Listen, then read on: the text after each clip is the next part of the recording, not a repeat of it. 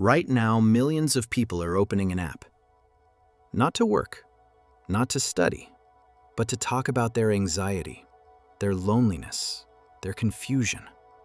Not to a friend, not to a partner, not to a therapist, but to AI.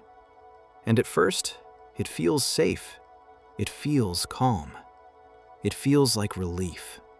But psychologically, this quiet shift may be changing how humans grow, connect, and emotionally develop in ways we don't yet fully see. People aren't turning to AI because they're broken.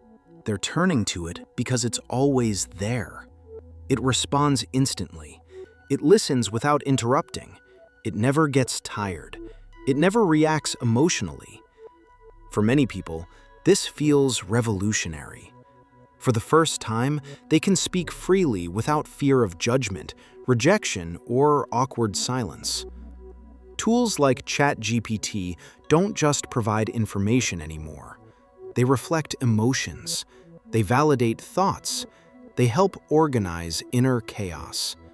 From a psychological perspective, this feels like support. But feeling supported is not the same as growing. The human brain prioritizes emotional safety before truth, growth, or change. When something reduces anxiety, the nervous system relaxes. AI does this perfectly. There is no rejection, no disagreement, no emotional unpredictability. Your brain interprets this as safety. But here's the problem. Human development does not happen in perfect safety. It happens in interaction. Growth requires friction, and friction requires another human being. Humans do not emotionally mature alone. We develop through reaction.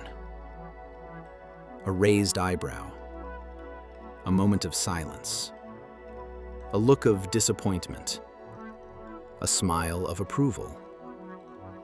These signals shape us. They teach boundaries. They teach empathy.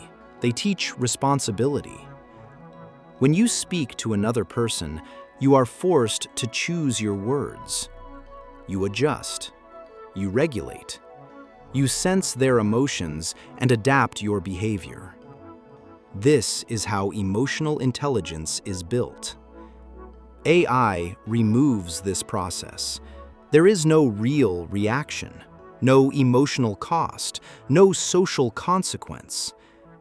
And without consequence, there is no emotional growth. AI can sound deeply therapeutic. It mirrors your language. It labels emotions. It helps you reflect. But therapy is not just reflection. Real therapy includes another nervous system responding to yours. A therapist notices hesitation, tone changes, body language. They challenge avoidance. They allow discomfort. Because discomfort is not a bug. It's the mechanism. AI removes that mechanism. It soothes, but it does not confront. Here is where the real risk begins. When people rely on AI for emotional processing, they slowly stop practicing decision-making with humans. They don't test their thoughts in real conversations. They don't tolerate disagreement. They don't learn emotional negotiation. Over time, something subtle happens. They begin outsourcing emotional regulation. Instead of asking, "What do I feel? What should I do?" they ask, "What does the AI think I should feel?"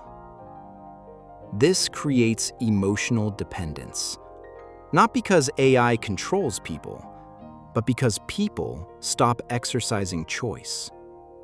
Growth requires agency, and agency weakens when decisions are externalized.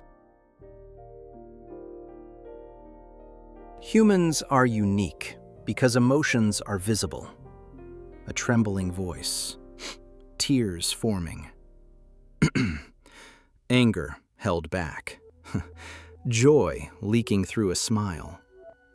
These signals are not flaws. They are the data through which we learn. Children learn emotional responses by watching emotional responses. Adults grow emotionally by navigating emotional reactions.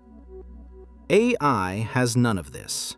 No facial expression, no tone shift rooted in feeling, no emotional memory. It can describe emotion, but it cannot experience it. And emotional development requires exposure to emotion itself. This leads to 4 psychological risks. First, emotional avoidance. AI becomes the place emotions go instead of into the world. Second, reduced frustration tolerance. Real humans are inconsistent. AI is not. Third, false progress. Relief without action feels like healing, but leaves behavior unchanged. And fourth, relational atrophy. Skills unused slowly weaken. Conversation becomes harder. Vulnerability feels heavier. Human connection feels inefficient. What once felt safe begins to feel isolating.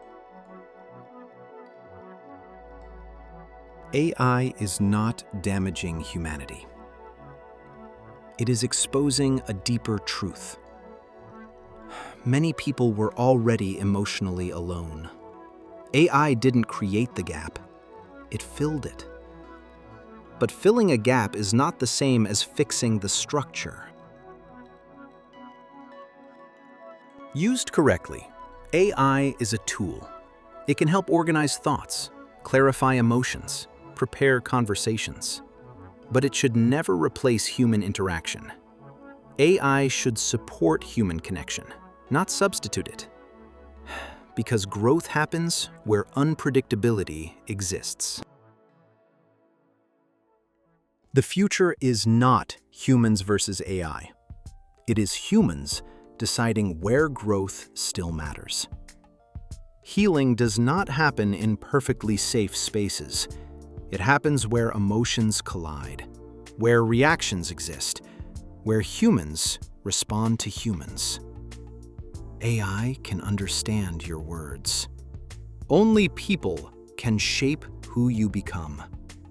Welcome to the Human Code.